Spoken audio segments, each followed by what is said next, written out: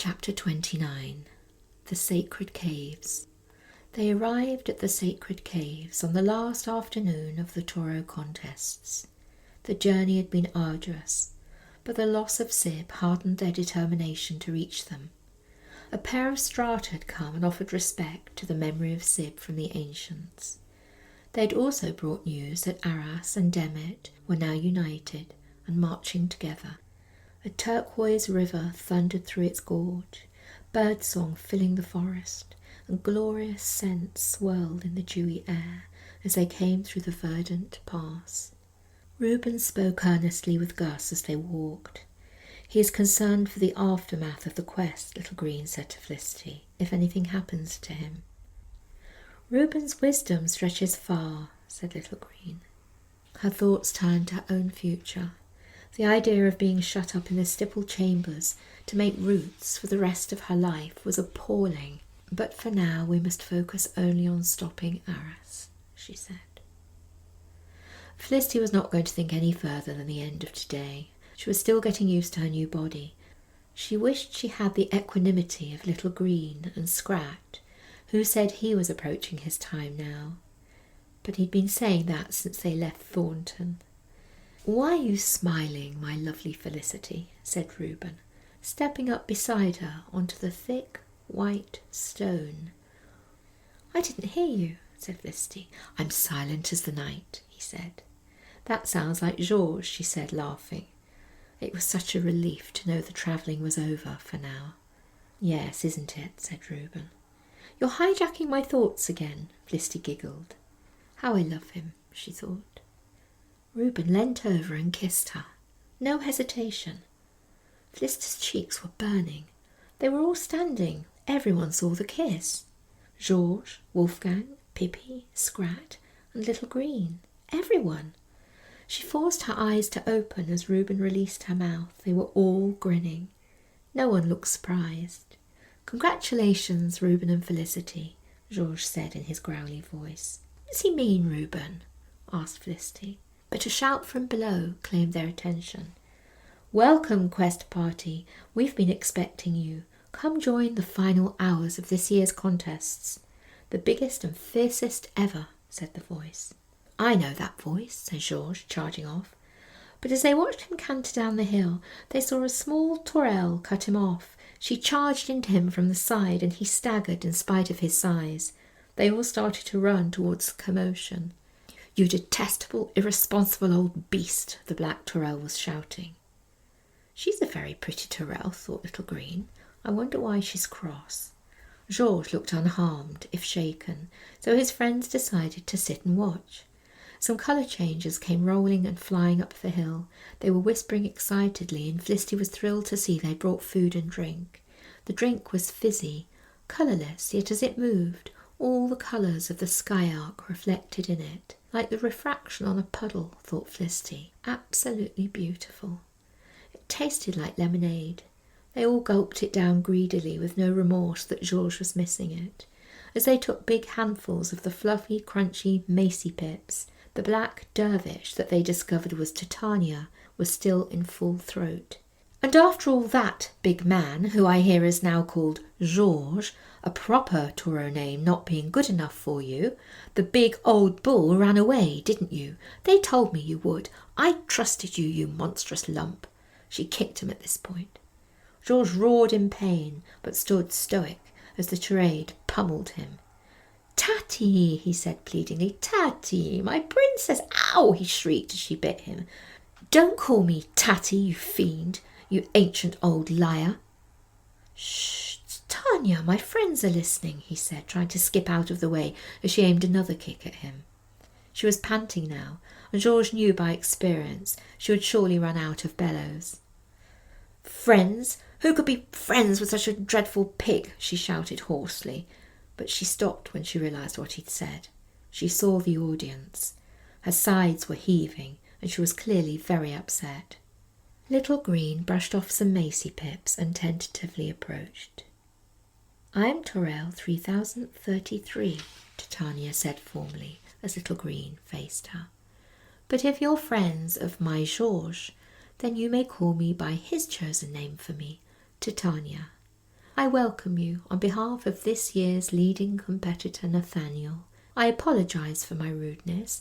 It's surely not the welcome Nathaniel would have wanted for you all, she said, and made a charming Torel bow, deep and low.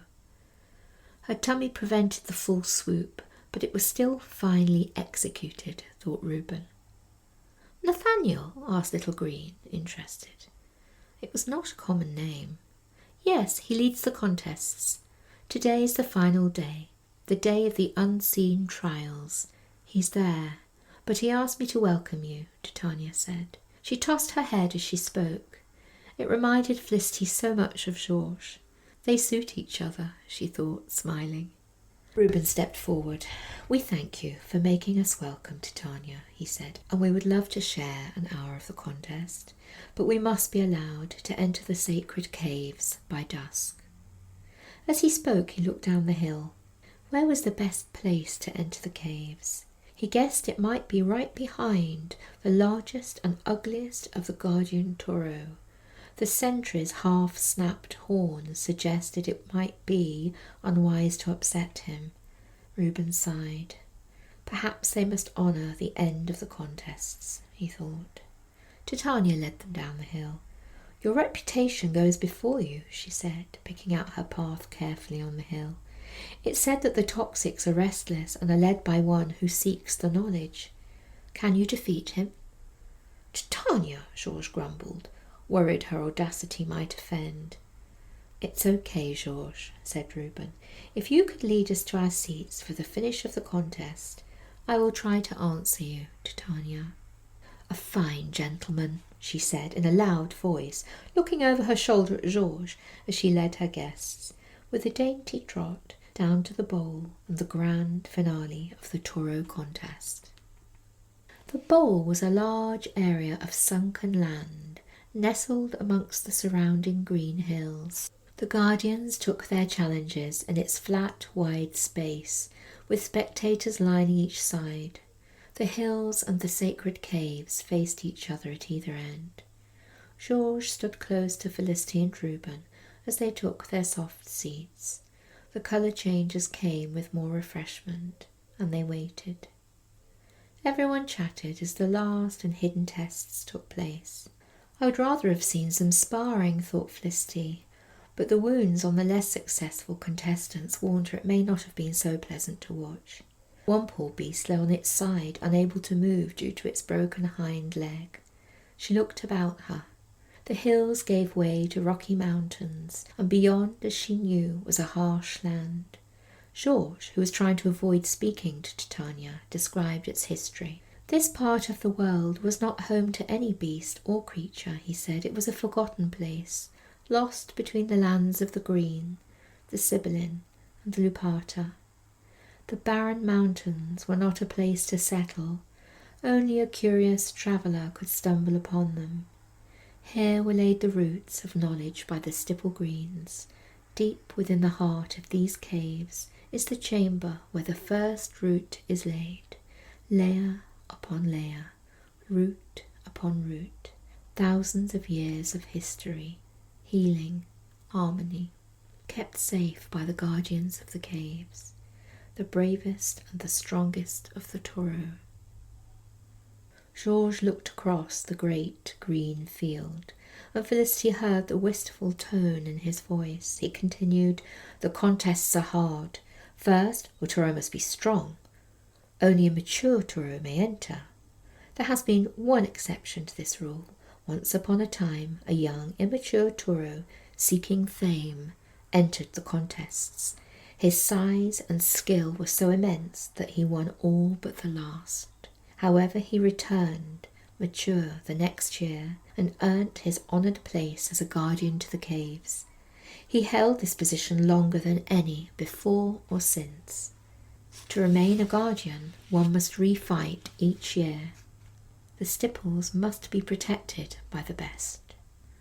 Do they charge at each other to prove strength? Asked Felicity. Yes, and they have tests for speed and agility, for stamina and endurance. The grassy field is 400 wide. They must run it 20 times and not be tired. They must ford the roaring river on the mountain. They must go without drink for all of this first day. Then the battles on day 2, tests of sheer strength and courage. They must hold their lines. The power causes pile-ups. Legs and necks may be broken, he said. Felicity'd seen. Horrible. She stretched her legs out as he continued. Today, the last day, those few remaining are allowed to drink and are taken inside. Why? Said Felicity. Georges looked at her. He was fond of this young stranger. She was odd, but he admired her tenacity. Well, that's something only the guardians can tell you, he said, his old eyes shining at some private joke. Felicity, look, said Reuben. On the far side of the green bowl was a small copse. From behind this green screen stepped 4 huge taureaux. They walked slowly. Their heads were up, but Felicity could see by how carefully they trod that they were struggling not to collapse. The winner and his trio, squealed Tanya. As the mighty 4 walked to the centre of the bowl, the crowd roared. The spectators had been patient and they were rewarded. Nathaniel had indeed won. Little Green stood straight as she peered across the distance. She tried to mind-share, but his mind was too tired. She absolutely knew it was him. It had to be. Will he help me mature after the feast? She wondered. He was an incredible beast, and she felt honoured that the old world had given her such an enharmonic. He was pale caramel, a golden taureau. They were rare. She felt the keen interest of the Tourelles as they watched him receive his glory. Now he will wash and feast. My, what a fine creature, Titania said. No, first he will thank all his contestants for their worthy competition, said Georges. And actually, he's a little young, I think, for such a responsibility. He is mature, said Titania. He cannot be too young. Actually, I don't think he is, interjected Little Green. Mature, I mean. What? Bellowed Georges. Never has this been seen. Only the one, many years ago. Even he did not pass the final. Tests of reasoning and wisdom. He cut short the sentence, and Felicity understood. Of course, to complement courage and strength, wisdom and tolerance. Gus approached as the spectators began to move about. Georges, be pleased, my old friend, he said. You were the first to succeed in entering the contest as an immature taureau. You held your position longer than ever recorded by the roots. You are a legend, unsurpassed. But today, Nathaniel has proved his worth, as once did you. I know, Georges said quietly. Titania came and licked his neck. He nudged her, and they walked away to sort out their misunderstandings. Wait, everyone, Reuben called as they dispersed. After the feast, we meet at the cave entrance. Wolfgang and Pippi had watched the finale from the other side of the bowl. Do you think they'll know where to meet us? Said Felicity. Grey shadows crept across the bowl as tall clouds built up overhead. They will, he said, and before you worry, Scratch is just over there, flirting with a group of female thorns.